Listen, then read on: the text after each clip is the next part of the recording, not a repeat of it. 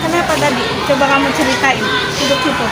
Dia aku dorong-dorong saya di lapangan, akan bilang sih ingat aja, dorong-dorong udah tahu sih Ibu tadi kan saya habis dari kelas, nah terus pas itu saya pas mau ke kamar mandi saya dengar ada yang ribut-ribut.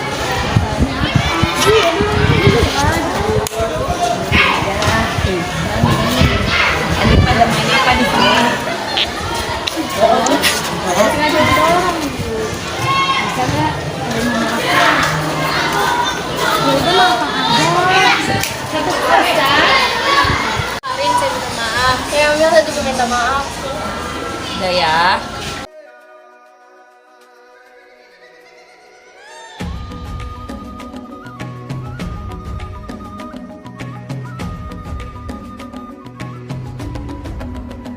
Bangun dan bukalah matamu, saatnya meraih mimpimu.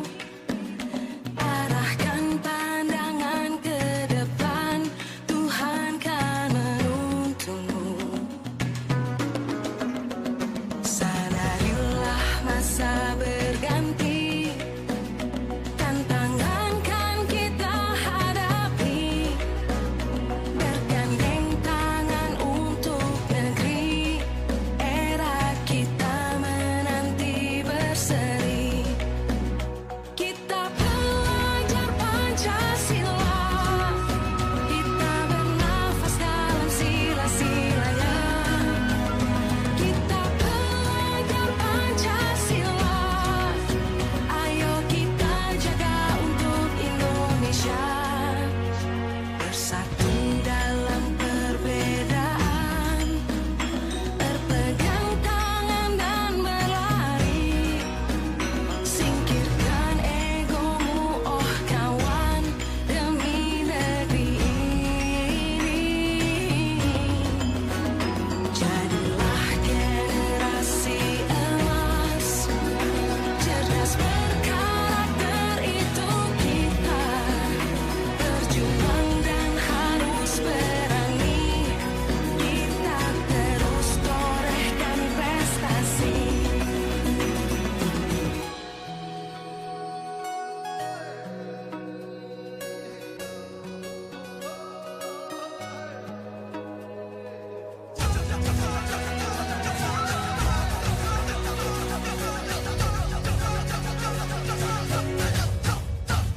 Kita pelajar Pancasila, kita bernafas dalam sila-silanya. Kita pelajar Pancasila. Terima kasih Ibu Rizka, Ibu Leka atas kesediaannya. Saya di sini ingin berbagi bagaimana cara menanamkan disiplin positif pada siswa sebagai bagian dari budaya positif di sekolah agar mereka menjadi murid yang merdeka dan mereka memiliki sikap reflektif, kritis di lingkungan kelas, di lingkungan sekolah seperti itu. Di mana segitiga restitusi itu memiliki 3 langkah. Pertama, bagaimana kita menstabilkan identitas. Kedua, validasi tindakan yang salah. Dan ketiga, menanyakan keyakinan. Langkah pertama, menstabilkan identitas itu berarti kita nanti teori kontrolnya kita semua akan melakukan hal yang terbaik yang bisa kita lakukan. Kemudian validitas tindakan yang salah, semua perilaku yang dilakukan oleh siswa ternyata memiliki alasan. Dan yang ketiga, menanyakan keyakinan, berarti kita semua memiliki motivasi baik internal maupun eksternal. Jadi Ibu Leka, Ibu Rizka, pada saat kita menstabilkan identitas itu punya tujuan bagaimana kita mengubah identitas anak dari orang yang gagal karena dia melakukan kesalahan menjadi orang yang sukses. Anak yang melanggar peraturan sebenarnya dia adalah anak yang sedang memenuhi kebutuhan dasarnya, misal mencari perhatian karena dia gagal tuh terhadap perhatian. Nah, dia mencoba ingin memenuhi kebutuhan akan itu. Nah, sekarang kita akan menjadi reflektif. Kita harus bisa meyakinkan anak dengan kalimat-kalimat yang baik. Berbuat salah itu tidak apa-apa. Kita tidak ada manusia yang sempurna. Saya juga pernah melakukan kesalahan. Terus, tapi kita harus bisa membangun keyakinan bahwa bagaimana kita mengawasi anak itu agar bisa mengubah situasinya menjadi lebih kooperatif, terus mereka bisa memperbaiki kesalahan yang pernah dilakukan seperti itu tindakan pertama. Yang kedua, pada saat melakukan validasi tindakan salah, berarti anak itu kalau kita tanya, dia pasti punya alasan kenapa kamu melakukan pelanggaran. Nah, seorang guru harus memahami teori kontrol, pasti akan mengubah pandangannya bahwa kamu tidak suka dengan sifat orang yang terus nakal seperti itu, walaupun misalkan kamu punya alasan kenapa kamu melakukannya. Nah, kita harus padahal kamu bisa loh melakukan yang terbaik. Kamu pasti punya alasan kenapa kamu melakukan itu. Boleh nggak kita coba merubah sedikit demi sedikit perubahan itu. Nah, biasanya guru menyuruh anak untuk menghentikan sikap yang tidak baik itu. Kalau menurut teori kontrol validasi, kita harus menunjukkan alasan di balik tindakan. Kenapa kamu melakukan? Nah, pastikan setiap pelanggaran seringkali kita itu memiliki power, penguatan, walaupun sebenarnya kadang-kadang berbenturan sama kebutuhan dia. Misalkan dia butuh perhatian di kelas nggak mau diem ya, kita marah. Nah, marahnya itu kan kita ingin mengubah dia jadi baik. Nah, ada kontrol yang harus kita lihat. 5 posisi yang pernah kita bahas, apakah kita akan menjadi penghukum, apakah kita akan menjadi pembuat rasa bersalah, pemantau, teman, atau manajer. Nah, pastikan situasi itu dilihat dulu, butuhnya situasi apa saat kita mau merubah itu. Nah, yang ketiga, menanyakan keyakinan. Ketika identitas sukses telah dicapai, tingkah laku yang sudah divalidasi, terus dihubungkan kamu melanggar peraturan, alasannya apa? Terus tanyakan, apa kita percaya nilai-nilai yang kita sepakati kemarin, keyakinan kelas bagaimana? Kan Bu Leta sama Bu Rizka kalau ngajar bikin keyakinan kelas ya, kontrak belajar kan. Nah, pada saat kontrak belajar itu dia langgar, kita validasi kenapa dia lakukan itu. Kemudian kita lihat, menanyakan keyakinannya. Kamu kan sudah kita sepakati ini adalah kesepakatan bersama. Kenapa kamu melanggar itu? Kita lakukan itu. Penting menanyakan ke anak apa tanggung jawabnya, kenapa dia melakukan itu. Nah, itu adalah salah satu strategi segitiga restitusi, di mana yang namanya restitusi itu merupakan satu tindakan untuk menanamkan atau membantu murid sesuai dengan yang diinginkan.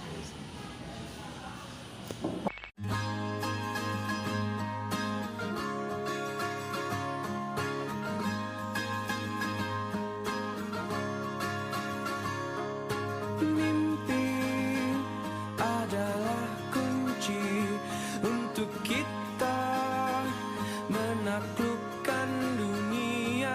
Berlarilah tanpa lelah sampai engkau meraihnya. Laskar pelangi takkan terikat waktu. Bebaskan mimpimu di angkasa, warnai bintang di jiwa. Menarilah dan terus tertawa, walau dunia tak seindah surga. Bersyukurlah pada yang kuasa, cinta kita di dunia selamanya.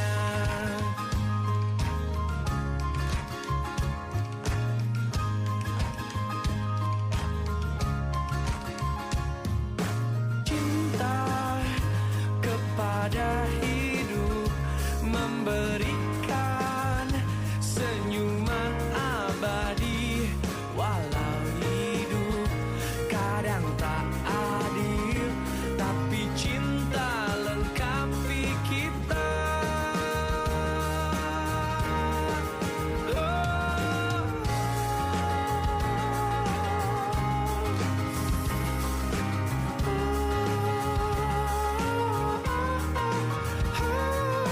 Laskar pelangi takkan terikat waktu, jangan berhenti mewarnai jutaan mimpi di bumi.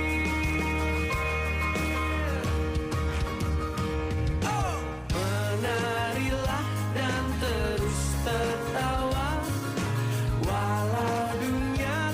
Dan profil pelajar Pancasila ada sikap gotong royong. Siapa yang tahu kayak mana sih gotong royong?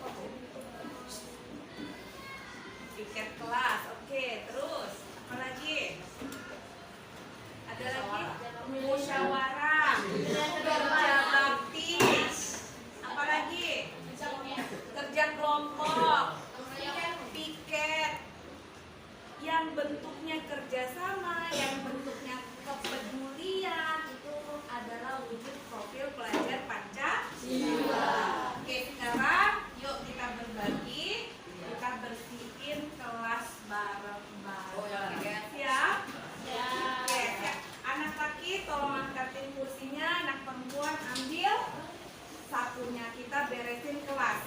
Membersihkan kelas salah satu wujud sikap gotong royong.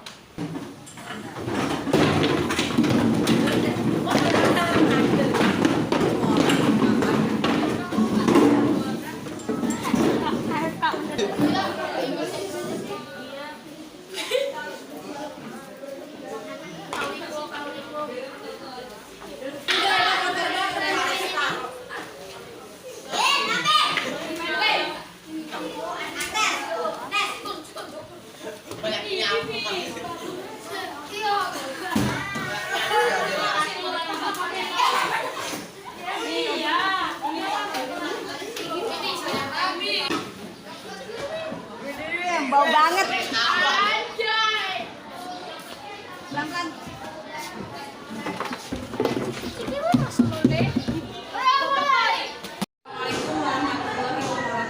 Assalamualaikum warahmatullahi wabarakatuh. Oke, kenapa saya bawa kalian ke sini? Karena saya ingin coba menanamkan nilai keimanan dan ketakwaan kepada Tuhan Yang Maha Esa sebagai salah satu bentuk profil pelajar Pancasila. Sekarang, bentuk iman itu siapa yang tahu? Apa itu iman? Apa itu takwa? Sholat, iman dan takwa enggak? Iya. Kemudian belajar iman dan takwa enggak? Sekarang saya tanya, di sekolah diterapkan sholat berjamaah sholat apa? Kalian dikasih kesempatan yang sama? Oke. Sekarang siapa yang belum sholat zuhur? Kenapa? Jajan dulu. Terus sama aja. Oke, yang perempuan sudah semua. Apa ada yang belum?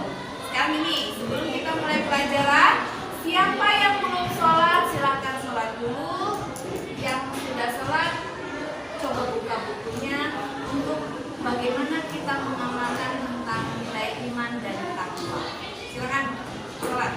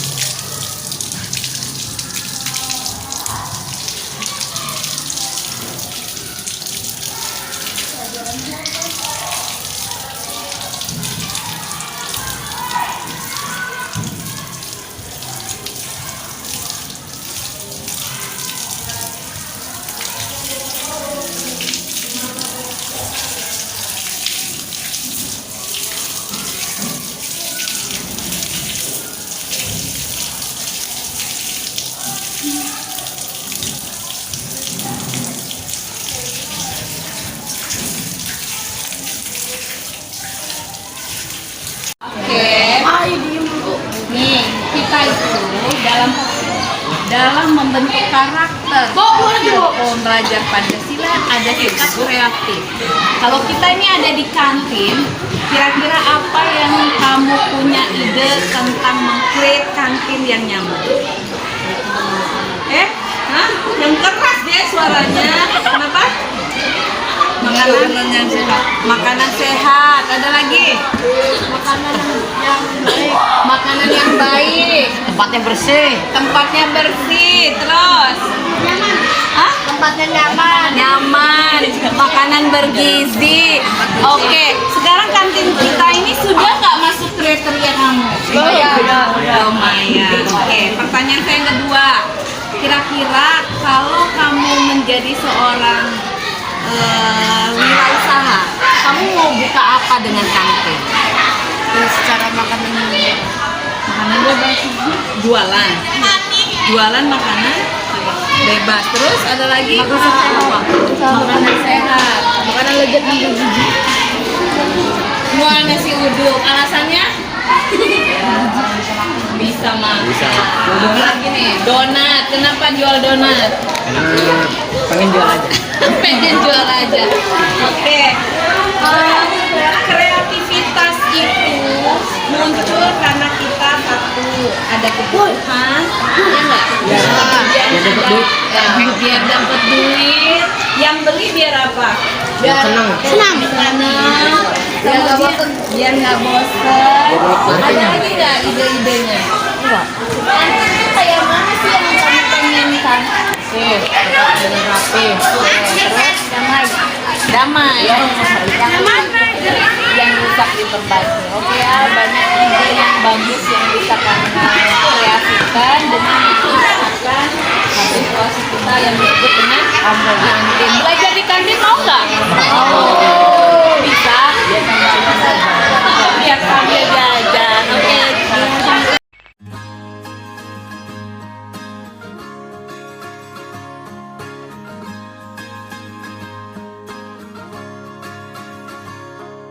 Mimpi adalah kunci untuk kita menaklukkan dunia. Berlarilah tanpa lelah sampai engkau meraihnya. Laskar pelangi takkan terikat waktu. Bebaskan mimpimu di angkasa, warnai bintang di jiwa.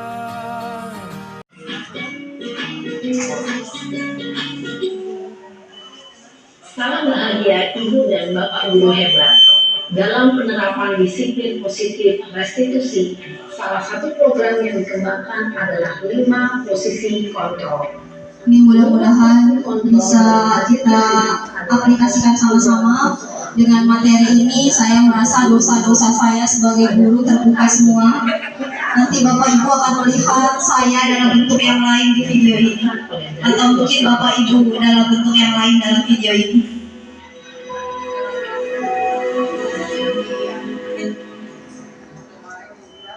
Lima posisi kontrol itu adalah 1. Posisi penghukum. 2. Posisi pembuat merasa bersalah. 3. Posisi tenang. 4. Posisi pemantau atau monitor. Dan 5. Posisi manajer. Untuk lebih memahami kelima posisi tersebut, mari kita saksikan kasus Naren yang terlambat hadir 20 menit di sekolah dan melihat bagaimana kelima posisi kontrol dalam menghadapi masalah tersebut. Siapakah guru di posisi penghukum? Jreng jreng jreng. Saya.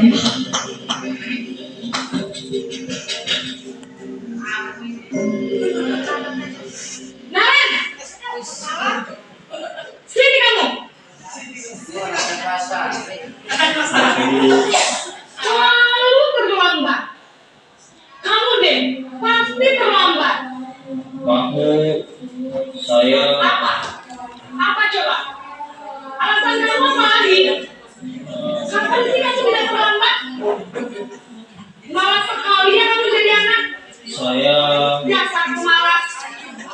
kapok-kapok sih kamu?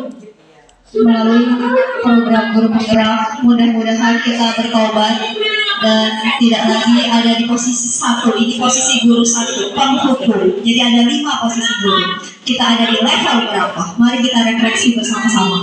Jawab. Sudah terlambat, masih berani jawab pula. Sekarang, keliling lapangan basket 5 kali sekalian. Biar kapok. Cepat. Pergi sana ke lapangan basket. Menurut modul, tidak ada kaitan antara hukuman dengan kesalahan siswa. Menghardik, menunjuk-nunjuk, menyakiti, dan menyindir. Hukuman bisa berupa fisik maupun psikis. Ibu dan bapak guru hebat, dampak yang terjadi pada murid ketika guru berada pada posisi penghukum adalah murid cenderung akan memberontak, bahkan menyimpan dendam.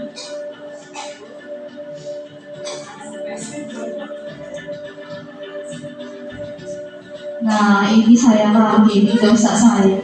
Posisi pembuat rasa bersalah. Jreng-jreng.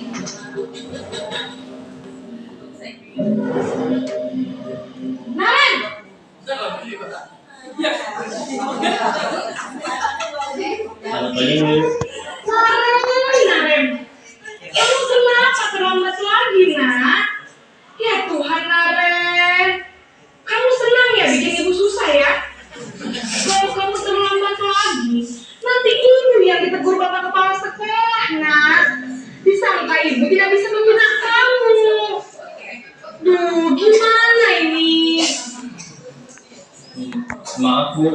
Duh, Gusti Naren. Kamu suka ya kalau ibu ditegur bapak kepala sekolah? Terus, sekarang ibu harus tulis apa yang di buku absen? Ini kamu sudah sering terlambat loh. Ibu harus apa coba? Maaf, Bu. Maaf sekali. Ya sudah, lain kali jangan bikin ibu susah lagi ya nak ya. Ibu tidak akan kuat lagi kalau kamu begini terus. Bisa jantungan kalau ibu tegur bapak kepala sekolah. Sana cepat ke kelas. Maaf ya, Bu. Maaf sekali. Posisi pembuat rasa bersalah berbicara dengan nada tenang, cenderung lembut. Namun kata-kata yang diutarakan membuat murid merasa menjadi orang yang gagal. Memandang buruk dirinya sendiri, merasa tidak berharga, dan tidak sanggup membahagiakan orang lain. Ketika guru mengambil posisi pembuat rasa bersalah, murid akan menganggap dirinya yang bersalah dan ia akan menyimpan emosi negatif tersebut di dalam dirinya. Membuat emosi negatif dalam diri. Nah, ini posisi teman. Nah, mungkin beberapa guru muda melakukan ini, tapi ternyata ada kekurangan dari posisi teman juga. Mari kita simak.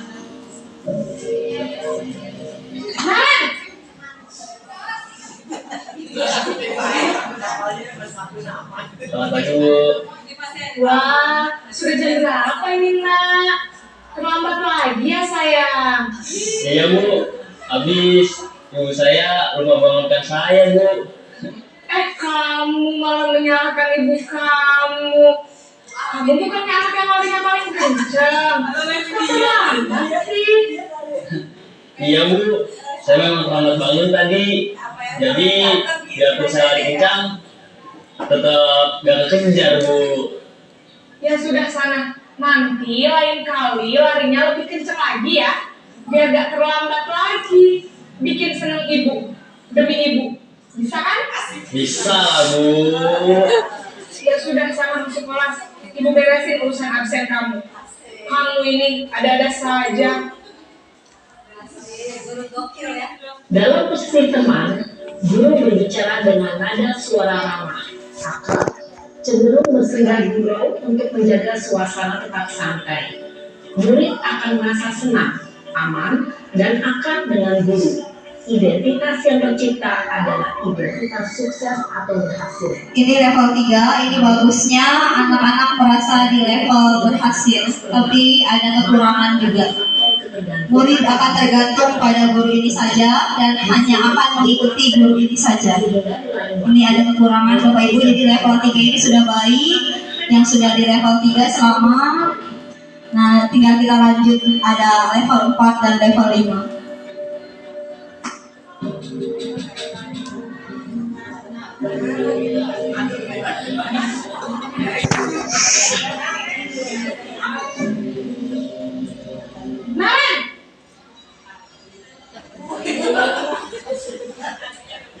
Selamat pagi, Bu. Nah, Ren, apa peraturan sekolah kita tentang jam berapa kita harus masuk sekolah, nak? Kita harus di sekolah jam 7, Bu. Iya, betul. Sekarang sudah jam 7.20. Kalian sudah tahu konsekuensinya jika terlambat hadir? Paham, Bu. Saya harus tinggal kelas pas jam istirahat selama 20 menit. Iya, benar. Konsekuensinya demikian. Jadi nanti jam 9.30, pas istirahat, kamu harus tinggal di kelas, kerjakan tugas tambahan untuk ketertinggalan kamu, ya? Baik, Bu. Posisi pemantau mengandalkan penghitungan atau data untuk mengontrol murid. Ini posisi yang keempat. Jadi siswa sudah tahu konsekuensinya apa jika dia bersalah. Jadi pemantau hanya mengingatkan kembali. Nah, untuk ini kita harus sering mensosialisasikan konsekuensi apa yang terjadi. Jadi dari awal kita harus buat perjanjiannya dengan peserta didik. Nah, ini adalah yang diharapkan oleh Kemendikbud kepada kita semua sebagai seorang manajer. Jadi Bapak Ibu, kita semua mari kita bertobat dan kita menuju ke level manajer.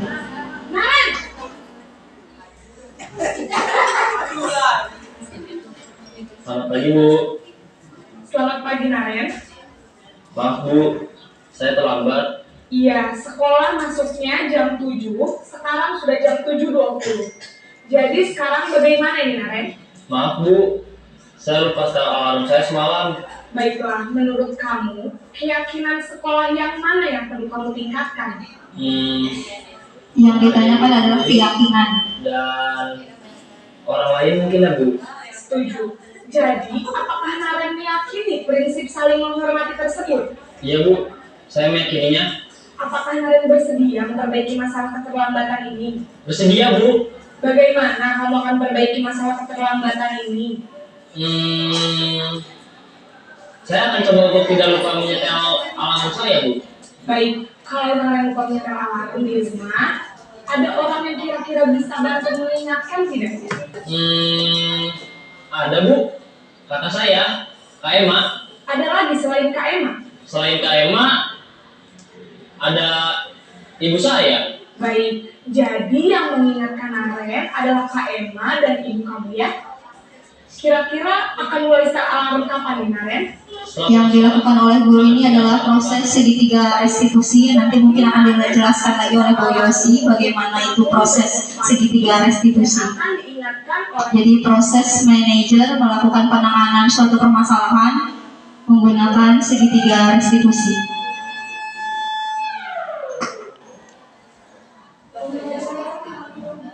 Nanti saya share videonya Bapak Ibu.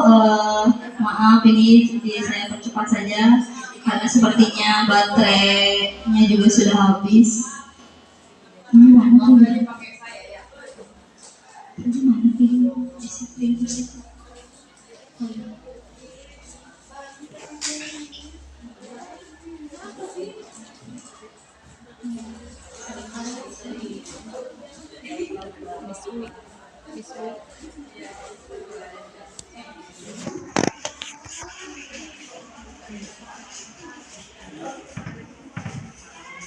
Yang saya jelaskan 5 posisi guru. Jadi posisi awal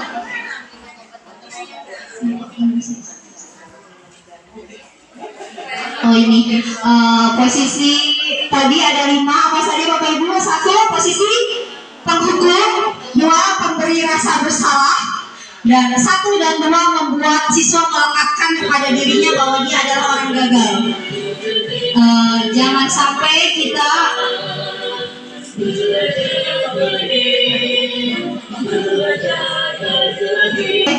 melakukan posisi itu. Jadi posisi 1, 2 itu sangat berbahaya. Nah, untuk posisi 3, 4, dan 5 adalah posisi identitas sukses kepada peserta didik. Jadi kesalahan itu memang biasa dilakukan oleh semua manusia, tetapi kita fokus ke bagaimana kita menyelesaikan persoalan itu. Jadi melalui segitiga restitusi, anak-anak untuk belajar memecahkan masalah. Nah ini ya, manusia di dalam hidup itu ada perilakunya didorong oleh 3 hal. Ini kenapa PPT? Bisa di skip, nggak bisa dipaulis. Kenapa nggak bisa dipaulis dulu?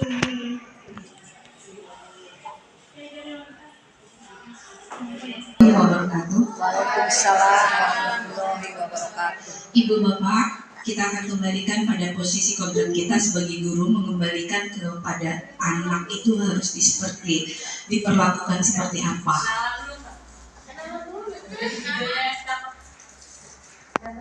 Tadi Ibu Bapak kita lihat bahwa ada 5 posisi kontrol di mana kita akan diposisikan yang mana, tapi tidak bisa dipungkiri. Terkadang kita ada di posisi nomor 1, terkadang kita ada di posisi nomor 2, nomor 3, nomor 4, dan nomor 5. Tergantung kondisi psikologis kita juga, atau tergantung situasi yang membentuk. Kita kadang-kadang tidak memungkiri pasti akan ada marahnya.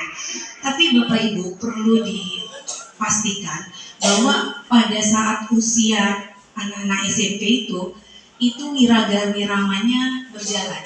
Jadi indera mereka, perasaan mereka itu kita baurkan, kita ramu, di mana mereka diharapkan kita itu menuntun anak untuk melakukan, membiasakan, menginsafkan hingga dia menyadari menyadari apa yang dia lakukan salah, benar. Nah, seperti itu. Jadi pada masa usia SMP, Bapak Ibu kan tadi sudah ditayangkan bahwa pada saat posisi penghukum ada baiknya, tapi pada saat posisi penghukum juga ada negatifnya. Yang paling ideal bagaimana kita sebagai posisi seorang manajer. Tapi tidak bisa dipungkiri Bapak Ibu, karakter anak kadang-kadang harus ada penegasan atau penekanan. Nah, di sini dituntut oleh kita bagaimana Ibu dan Bapak bisa meramu wiraga-wirama anak, karena kita ini ada di posisi ini nih. Anak-anak kita itu ada di posisi ini. Jadi pastikan kita menuntun anak itu melakukan, membiasakan, menginsafkan sehingga apa yang mereka lakukan paham ini termasuk salah atau benar. Kemudian seperti tadi Bu Wulan katakan bahwa sekarang sudah mulai kita menghindari namanya hukuman, tapi kembalikan kepada mereka menerima konsekuensi terhadap apa yang mereka lakukan, dampak dari yang mereka lakukan. Nah, yang membentuk disiplin positif kita, bagaimana kita menerapkan restitusi. Nah, ini Bapak Ibu, restitusi merupakan suatu proses menciptakan kondisi bagi murid untuk memperbaiki kesalahan mereka sehingga mereka bisa kembali pada kelompok mereka dengan karakter yang lebih kuat. Pastikan itu sekarang. Jadi ramu semua yang ada, yang mereka miliki. Boleh Bapak Ibu kencang, boleh. Posisi penghukum, tapi langsung Bapak Ibu restitusikan bahwa biarkan mereka menyadari bahwa itu adalah salah. Nah, muaranya nanti pada saat kita bisa meramu semuanya dengan baik. Nah, di sini ya Bapak Ibu, usia SMP itu wiraganya, raganya, indranya itu bermain. Kemudian wiramanya, tanggung jawabnya, pembiasanya, irama kesehariannya juga bermain.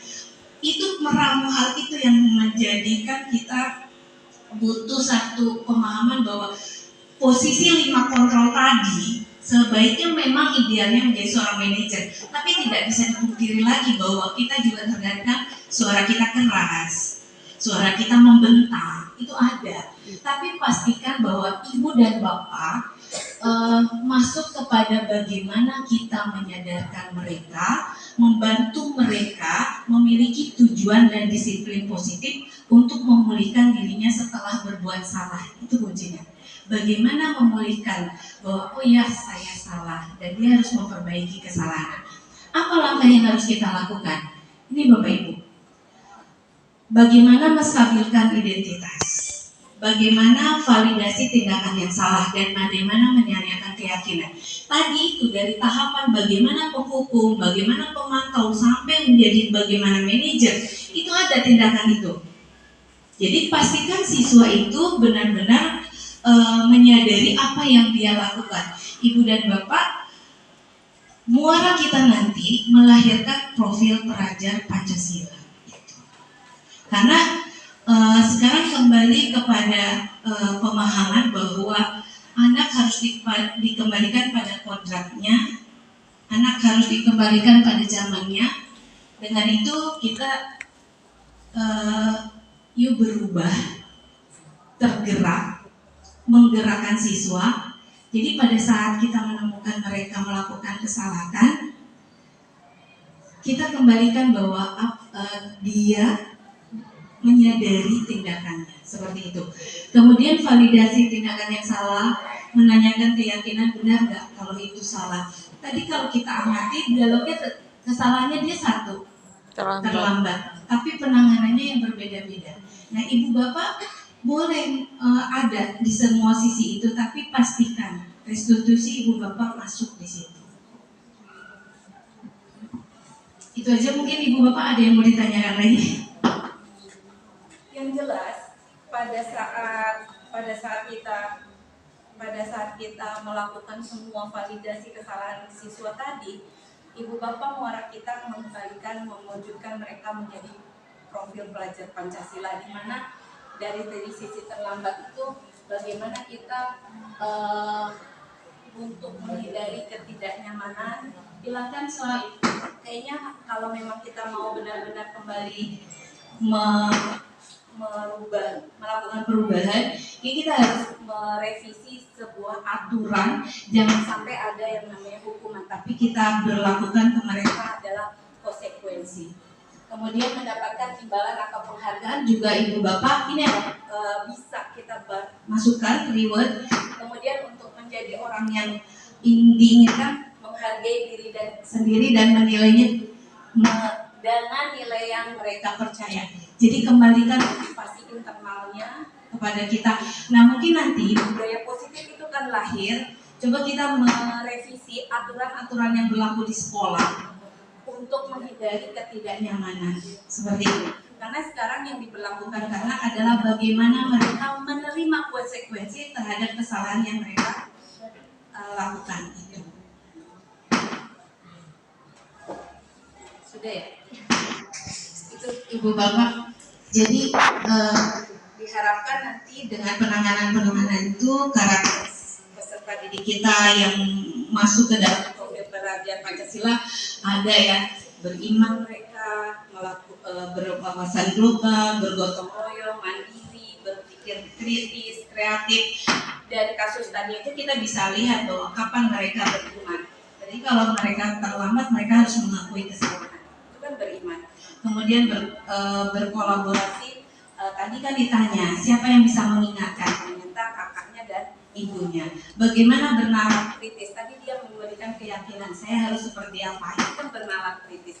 Mandiri, berarti kan dia sudah tahu bahwa masuk jam 7. Kenapa dia datang 7.20? Artinya dia harus mandiri, menyelesaikan permasalahan untuk tidak mengulangi kesalahannya lagi.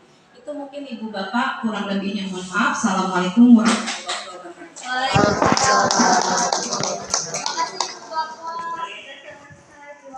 Ibu Eka, jadi pada saat kita menanamkan kondisi bagi murid untuk memperbaiki kesalahan mereka, kita bisa melakukan restitusi untuk menanamkan disiplin positif, karena pada dasarnya siswa itu memiliki 5 kebutuhan dasar. Pertama, kebutuhan untuk bertahan hidup, kasih sayang dan rasa diterima, kebebasan, kesenangan, dan penguasaan. Bisa jadi ketika seorang murid melakukan sesuatu perbuatan yang bertentangan dengan nilai-nilai kebajikan atau melanggar aturan, hal itu sebenarnya mereka ada kegagalan dalam memenuhi kebutuhan dasar itu. Makanya pada saat kita menjadi guru, seperti yang dijelaskan waktu itu, bagaimana kita bisa memposisikan diri kita sebagai 5 posisi kontrol. Yang paling baik adalah kita memposisikan diri sebagai manajer. Seperti itu. Oh, jadi jika ada murid yang berperilaku menyimpang, bisa dipahami ada kebutuhan dasar yang tidak terpenuhi. Iya, jadi murid itu gini, dia melakukan perbuatan yang bertentangan dengan nilai-nilai kebajikan, melanggar peraturan. Sebenarnya ada kegagalan saat dia memenuhi kebutuhan dasar tadi. Apakah dia misalkan berperilaku sering mengganggu temannya, berarti dia ingin kebutuhan rasa kasih sayang dan ingin diterima. Kemudian kalau dia senangnya ganggu, senangnya nggak konsentrasi di kelas, berarti ada kebutuhan dasar akan kesenangan yang belum terpenuhi. Karena itu kita sebagai guru menempatkan 5 posisi kontrol yang terbaik adalah menjadi seorang manajer, dan bagaimana kita menerapkan restitusi untuk menciptakan budaya disiplin positif. Pertama, kita bisa melakukan, alasan kamu apa sih kenapa berbuat seperti itu. Kemudian berikan keyakinan bahwa kamu juga bisa berbuat lebih baik. Nah, kemudian kita mencari cara-cara efektif agar mereka menemukan kebutuhan atau mendapatkan kebutuhan yang mereka belum penuhi, seperti itu. Bagaimana perlakuan hukuman, konsekuensi dan restitusi pada siswa agar mereka lebih memiliki tujuan berdisiplin positif dan memulihkan dirinya setelah melakukan kesalahan.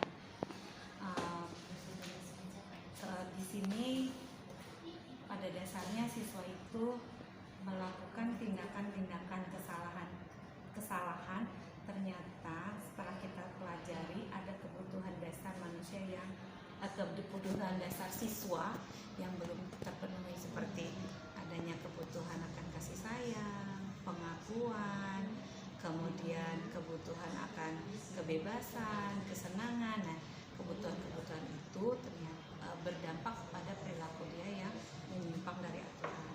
Hanya sekarang bagaimana peranan kita untuk mengatasi kesalahan tersebut, seperti yang pernah kita bahas ya di forum diskusi besar. Ada 5 kontrol posisi guru. Yang pertama, penghukum, ya kan, masih ingat ya, penghukum. Seseorang bisa menggunakan hukuman fisik, verbal. Nah, biasanya lebih kepada yang kalau penghukum itu seperti yang awas ya, patuhi aturan saya, kesan mas kepada siswa itu kurang baik. Kemudian posisi yang kedua, posisi pembuat merasa bersalah. Di posisi ini biasanya memang kita lebih lembut, terus menggunakan ketenangan, membuat siswa itu merasa yang telah dia lakukan tidak sesuai dengan aturan, tapi tetap di posisi berasa bersalah itu akan berdampak negatif juga terhadap motivasi diri. Sedangkan ada yang ketiga adalah posisi teman.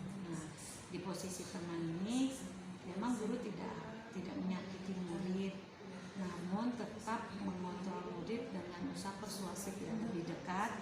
Posisi teman itu ternyata menurut saya kan sebagian besar kita enak nih ya, anak SMP bisa dijadiin teman ya, tapi ternyata ada negatif dan positifnya, dimana positifnya memang kita bisa menjalankan hubungan baik antara guru dengan murid. Kemudian hubungan baik itu kita bisa lakukan, tapi ternyata ada juga negatifnya. Pada saat posisi si murid itu menjadi teman kita, dan kita pada suatu kondisi tertentu misalkan dia tidak bisa menjadi lagi teman, dia akan kecewa karena akan menimbulkan ketergantungan. Oh, ibu kayak gitu sih, dikira saya ibu bela saya. Nah, itu sisi negatifnya jika seorang guru memposisikan teman. Nah, yang berikutnya yang keempat adalah pemantau. Pemantau ini berarti mengawasi ya. pada posisi kita mengawasi, kita bertanggung jawab atas perilaku yang kita awasi. Posisi pemantau biasanya dia akan konsekuensi terhadap peraturan-peraturan dengan menggunakan sanksi atau konsekuensi. Makanya sekarang kita biasakan untuk tidak memberikan hukuman tapi memberikan konsekuensi. Nah, kita dapat memisahkan antara hubungan pribadi dengan murid. Kalau teman kan memposisikan tidak ada batasan. Kalau pemantau agak lebih baik karena kita sudah memposisikan dia secara persuasif. Jadi posisi pemantau itu biasanya seseorang akan menempatkan, akan mengandalkan perhitungan, catatan, bukti. Jadi dia akan menegur tindakan kesalahan siswa dengan stimulus respon, menunjukkan tanggung jawab dan mengontrol murid. Nah, namun dari 4 posisi itu ada yang posisi paling tinggi, di mana adalah posisi seorang manajer. Manajer itu di mana guru berbuat sesuatu bersama dengan murid, mempersilahkan murid mempertanggungjawabkan perilakunya, mendukung murid menemukan solusi atas permasalahan sendiri. Terus biasanya kita juga sebagai manajer itu memiliki 3 posisi yang besar, pemantau dan manajer.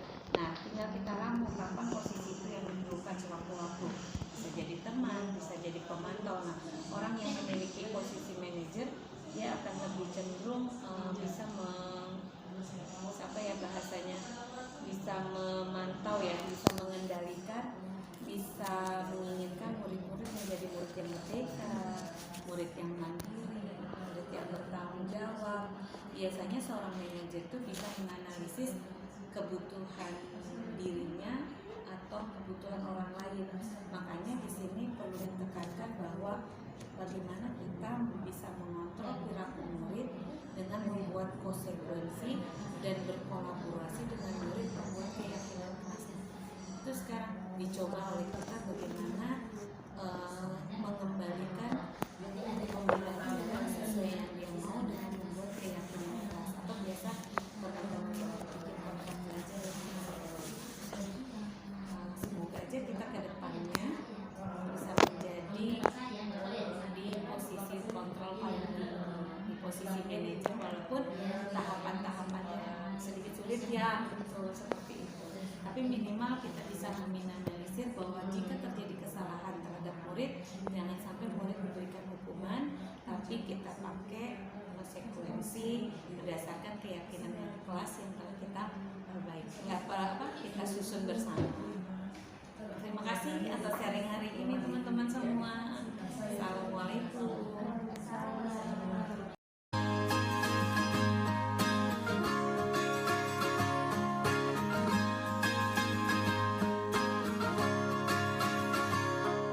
Mimpi adalah kunci untuk kita menaklukkan dunia. Berlarilah tanpa lelah sampai engkau meraihnya.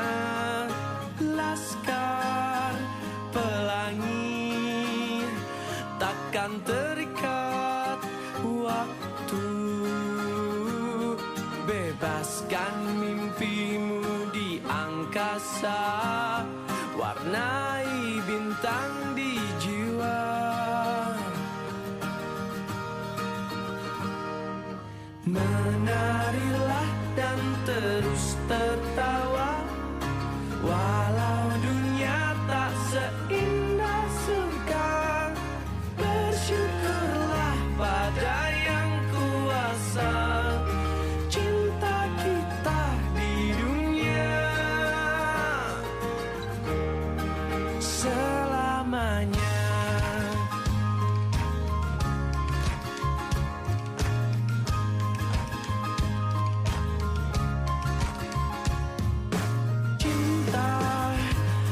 Pada hidup memberikan senyuman abadi walau hidup. Ibu dan Bapak, restitusi merupakan sebuah cara menanamkan disiplin positif pada murid. Restitusi proses menciptakan kondisi bagi murid untuk memperbaiki kesalahan. Melalui restitusi, ketika murid berbuat salah, guru menanggapi dengan cara yang memungkinkan murid melakukan evaluasi internal untuk memperbaiki kesalahannya dan mendapatkan kembali harga dirinya.